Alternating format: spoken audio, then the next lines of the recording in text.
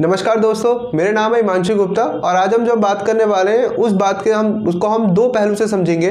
पहला पहलू कि कैसे कोका कोला कंपनी की फैक्ट्री की वजह से एक गांव को पानी की बूंद बूंद के लिए तरसना पड़ जाता है, और दूसरा उस बात का पहलू यह है कि कैसे गांव के 1500 लोग मिलकर एक पूरे देश में क्रांति ला देते हैं और फैक्ट्री को अपने गांव से बाहर कर देते हैं। हम बात कर रहे हैं प्लाचीमड़ा गांव की, जो केरला के पलक्कड़ डिस्ट्रिक्ट में स्थित एक छोटा सा गांव है। गांव की टोटल आबादी है 1500 लोगों की।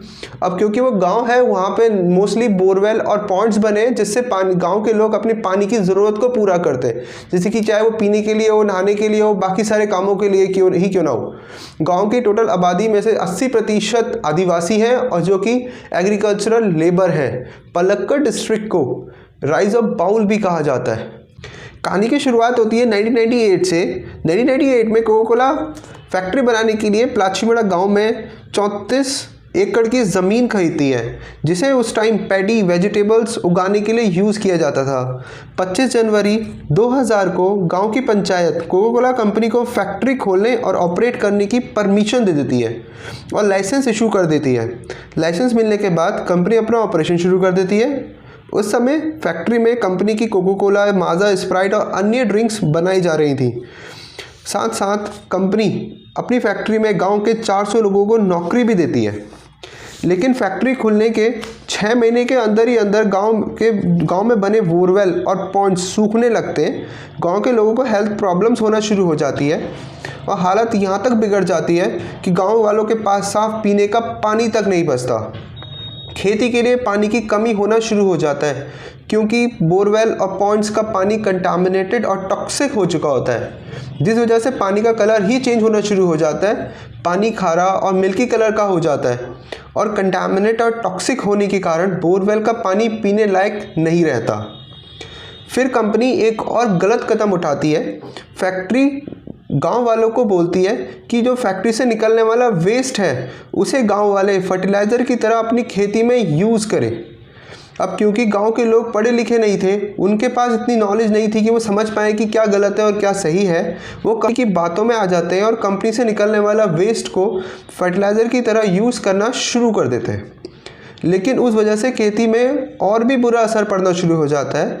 फसल ख़राब होना शुरू हो जाती है और यहाँ तक कि फसल का जो प्रोडक्शन होता है उसमें भी बहुत गिरावट आ जाती है। अब हम बात करते हैं कि ऐसा क्यों हो रहा था, क्यों पानी सूखने लगा था, क्यों फसल को नुकसान हो रहा था। तो उसके लिए सबसे पहला कारण है कि जो ज़मीन कंपनी गांव में परचेज़ करती है, यानी कि 34 एकड़ की ज़मीन जो फैक्ट्री के लिए कंपनी परचेज़ करती है, उसमें टोटल 6 बोरवेल और 2 पॉन्ड्स थे, जिससे कंपनी ड्रिंक बनाने, बोतल्स को क्लीन करने और बाकी यूजेस के लिए पानी निकालती थी। कंपनी को डेली 5,61,000 लीटर ड्रिंक बनाने की परमिशन दी गई थी और 1 लीटर बनाने में 3.8 लीटर पानी का यूज़ होता है। यानी कि कंपनी डेली 20 लाख लीटर या 21 लाख लीटर पानी उस बोरवेल और पॉन्ड से निकाल रही थी, जिससे ग्राउंड वाटर का लेवल नीचे जाना शुरू हो गया था। ग्राउंड वाटर यानी कि जो कुएं और जो तालाब का पानी होता है वो ग्राउंड वाटर में ही आता है, इसीलिए उसका जो लेवल था वो नीचे जाने शुरू हो गया था और इसी वजह से गांव के बाकी बोरवेल और पॉन्ड्स सूखने लगे थे और पानी की कमी होना शुरू हो गई थी। कुछ बोरवेल तो ऐसे थे जिसमें पानी पूरी तरह सूख चुका था। अब हम बात करते हैं सेकंड रीज़न की।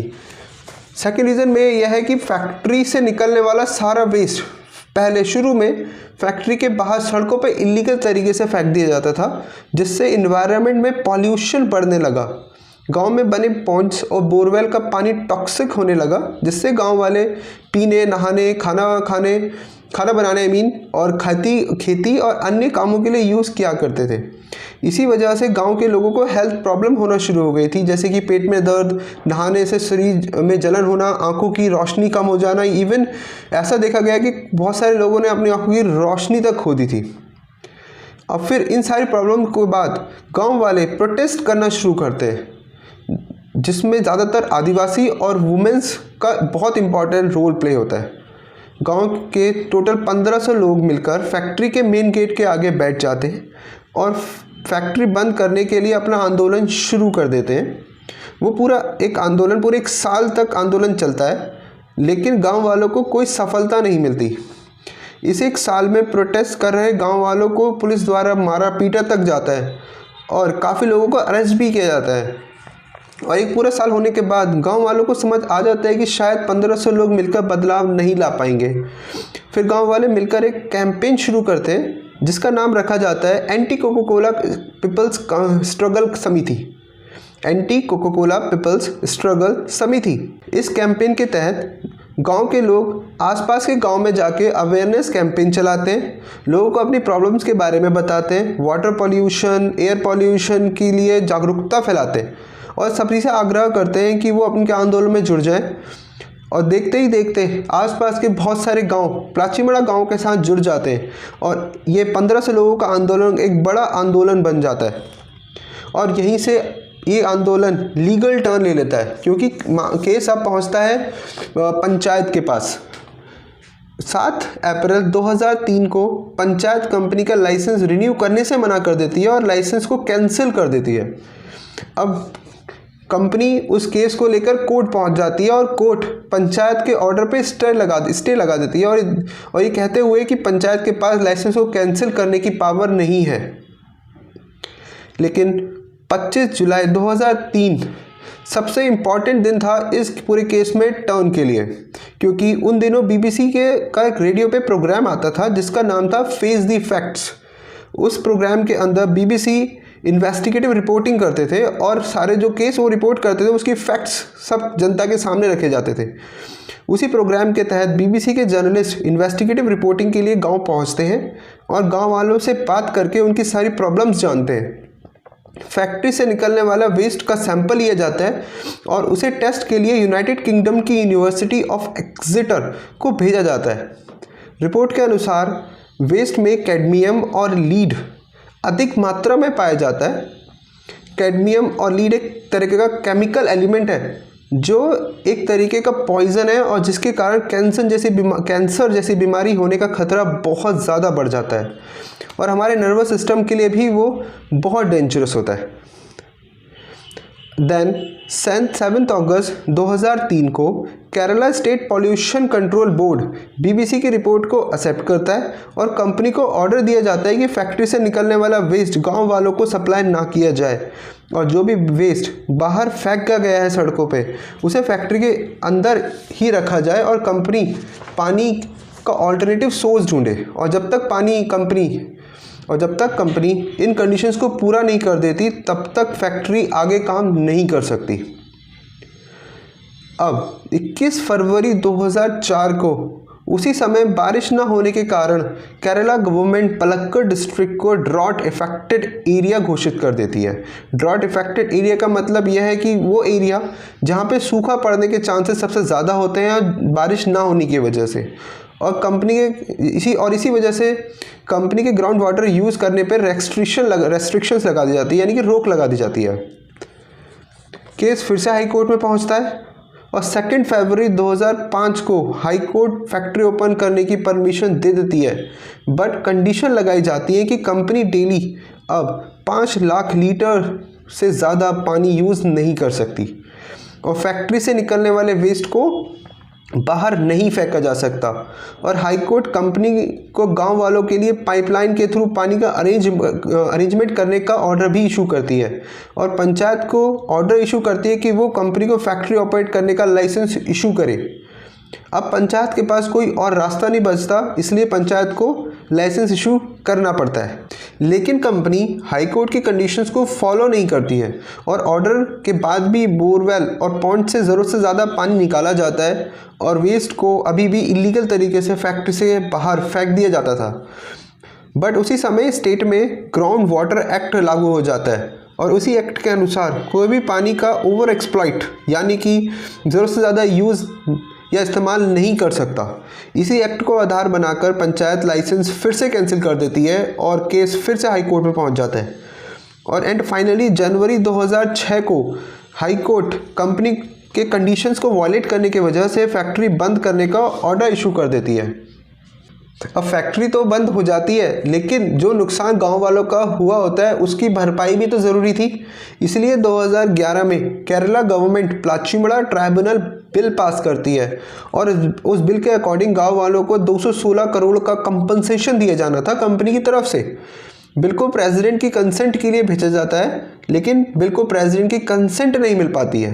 अब हम समझते हैं कि बिल को प्रेसिडेंट की कंसेंट क्यों नहीं मिली, और उससे पहले हम समझेंगे कि जब केरला गवर्नमेंट ने बिल पास कर दिया है तो फिर बिल को प्रेसिडेंट की कंसेंट की ज़रूरत ही क्यों है। तो दोस्तों, according to the constitution of India, हमारे देश में कोई भी लॉ यानी कि कानून जिसका इम्पैक्ट इंटरनेशनल लेवल पे पड़ता है, उसे बनाने और लागू करने की पावर सिर्फ पार्लियामेंट के पास है, यानी कि सेंट्रल गवर्नमेंट के पास है। और अगर स्टेट गवर्नमेंट कोई लॉ बनाती है तो उसे लागू करने से पहले स्टेट गवर्नमेंट को पार्लियामेंट में उस बिल को पास कराना होता है ताकि वो लागू किया जा सके। अब क्योंकि कोका कोला कंपनी एक मल्टीनेशनल कंपनी है, इसलिए बिल का इम्पैक्ट इंटरनेशनल लेवल पे पड़ना था, इसलिए उस बिल को लागू करने के लिए प्रेसिडेंट की कंसेंट मिलना ज़रूरी था और साथ ही साथ पार्लियामेंट में उसकी कंसेंट मिलना ज़रूरी था। अब हम बात करते हैं कि प्रेसिडेंट ने बिल को कंसेंट क्यों नहीं दी। उस समय हमारे देश में एयर एक्ट और इन्वायरमेंट एक्ट एप्लीकेबल थे। दोनों ही एक्ट में एयर पॉल्यूशन को कंट्रोल और प्रिवेंट करने के लिए लॉज थे, लेकिन एक्ट में सिविल लायबिलिटी को लेकर कोई रूल या प्रोविज़न ही नहीं था। मींस किसी को एयर पॉल्यूशन की वजह से नुकसान हो रहा है तो उसके लिए किसी भी तरीके का कंपनसेशन देने का कोई रूल या प्रोविज़न था ही नहीं। और बिल को केरला गवर्नमेंट ने पास किया था, उसमें तो गाँव वालों को कंपनसेशन देने की बात की गई थी।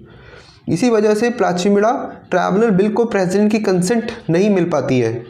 इन्हीं सारी बातों को ध्यान में रखते हुए 2010 में एक सेंट्रल गवर्नमेंट द्वारा नेशनल ग्रीन ट्राइब्यूनल एक्ट लागू किया जाता है, जो इन्वायरमेंट प्रॉब्लम से पीड़ित लोगों को कंपनसेशन देने की बात करता है। दोस्तों, एक और बात आपके लिए समझना इंपॉर्टेंट है यहाँ पे। नेशनल ग्रीन ट्राइब्यूनल एक्ट के अकॉर्डिंग नेशनल ट्राइब्यूनल कोई भी 5 साल से ज़्यादा पुरानी एप्लीकेशन को अप्रूवल नहीं दे सकता। एंड क्योंकि प्लाचिमड़ा का केस 5 साल से ज़्यादा पुराना था, इसी वजह से नेशनल ट्राइब्यूनल एक्ट के अंदर गाँव वालों को कंपनसेशन नहीं मिल पाता है। दोस्तों, आज ये केस सुप्रीम कोर्ट के पास पेंडिंग है और अभी तक गांव वालों को कोई भी कंपनसेशन या किसी भी तरीके का रिलीफ नहीं मिल पाया है। जो उनका डैमेज हुआ है उनको नहीं मिल पाया है और फैक्ट्री परमानेंटली बंद हो चुकी है और आज फैक्ट्री को कोविड सेंटर बना दिया गया है। आज गांव के हालात ऐसे हैं कि गांव के लोगों को 100 रुपये देने पड़ते हैं पानी के लिए हर महीने पंचायत को, और पंचायत उनके लिए पानी अरेंज करती है। इस केस में प्लाचिमड़ा के लोगों की यूनिटी सराहनीय है और वो कम थे लेकिन टूटे नहीं, इंसाफ के लिए एक साथ लड़ते रहे।